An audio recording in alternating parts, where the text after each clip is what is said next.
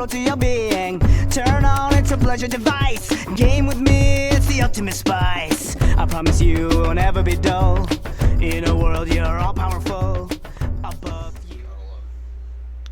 Hey everyone, this is Kat, and today I'm actually going to tell a birth story. This one here is for my oldest one, Patrick. Sorry, but I still got And, seconds on my loading.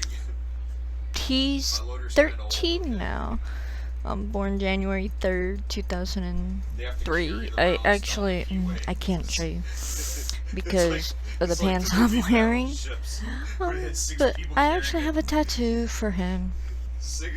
So anyways, oh, and don't mind the background noise. My husband's playing a game and talking to people. I'm hoping it's not drowning me out, and Audacity's being a little funny at the moment. So anyways, with that being said, I remember pretty much as soon as I was pregnant, me and his dad broke up 3 months after, like, when I was pretty much right after I found out I was pregnant. And yes, I did find out when I was about 3 months. We broke up maybe a couple weeks after. I'll explain why it took 3 months. At that time I had irregular periods, and you can never go by my period. Believe it or not, it took 3 kids to even out my periods. But, my throat's dry.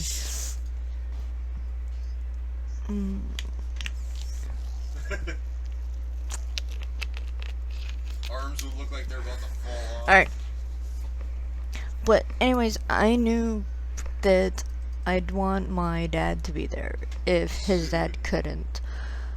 Me and my dad have that type of relationship, so he's actually been there for my older 2, not my 3rd one. He would have been there for my 3rd if my husband was deployed or not there, or not able to be there. Then I'd had my dad there for her as well.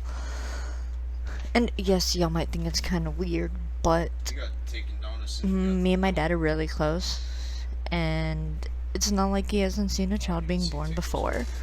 You know, in that instance, it's about me, and I know that my dad would, it's not just about me, it's about the baby as well, and I know that my dad will protect my rights. Well, anyways, when I was delivering my first, I signed a piece of paper stating I would not do an epidural. That I turned one down. I never wanted an epidural. Ever. I would be okay with pain meds just as long as it wasn't like an epidural, and I know that they have alternatives that they can stick inside of the IV. I even knew this then because my doctor made sure that I was well aware that it was all well within my right to turn down an epidural if it was offered. I delivered Patrick at a medical school, kind of. The hospital that I delivered at is one of the best in the area, Riverside, and they work with the Virginia Medical School, so they have a lot of residents and stuff. And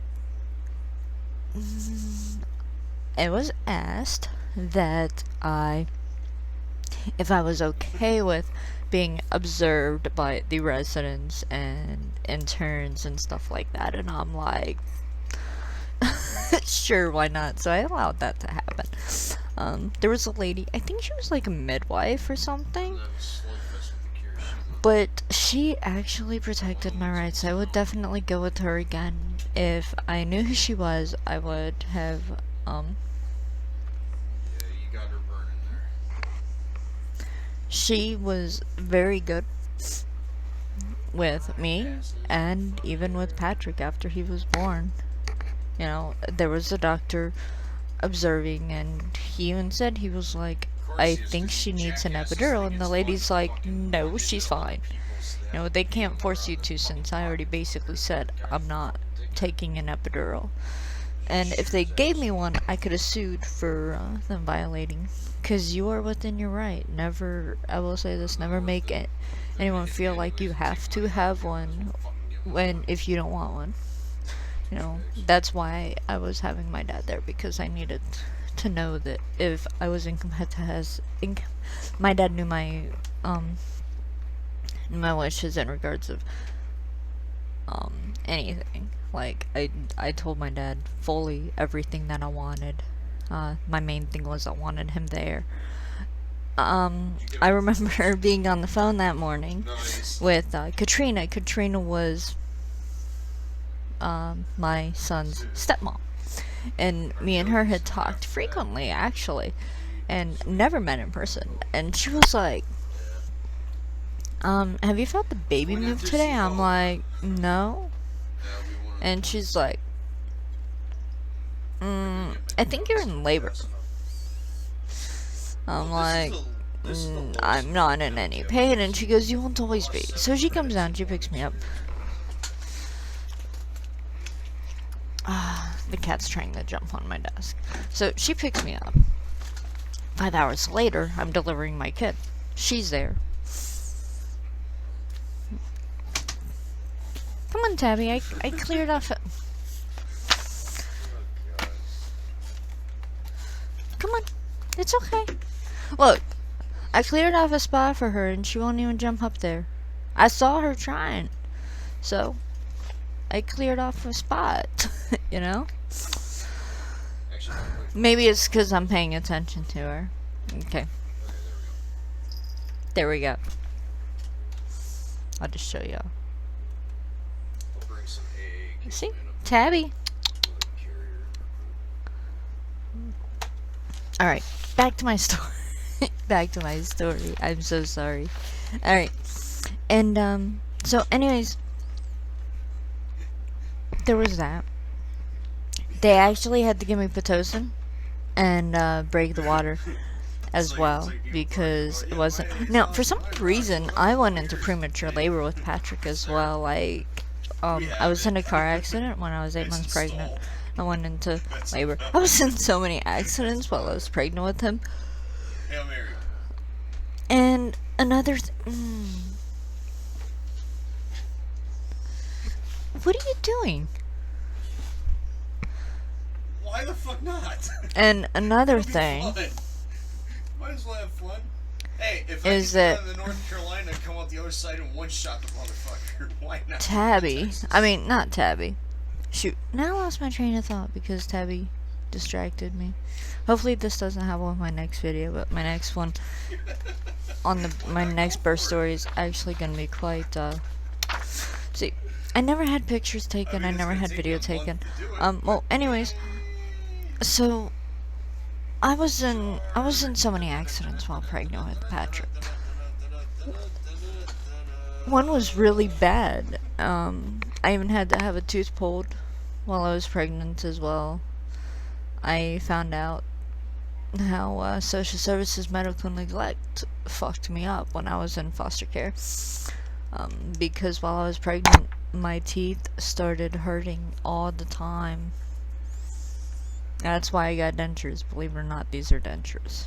And for those who haven't seen prior videos where I may have discussed it, or where y'all may have seen me without my teeth, it's not a big deal to me. When I was Patrick, after he was born, now, pretty much wasn't smooth going, really, but after he was born, then, the doctor found out that he was actually 3 weeks premature. But he was 6 pounds 8 ounces, I believe. So he's still a big baby. He probably would have pushed 7 if he was in for another. But for being a preemie, he was always well over advanced. There's my birth story to the best that I can remember. I know I kind of jumped around a bit. If y'all have any questions, feel free to ask, and I'll be glad to answer them. Joey's is a little bit more painful.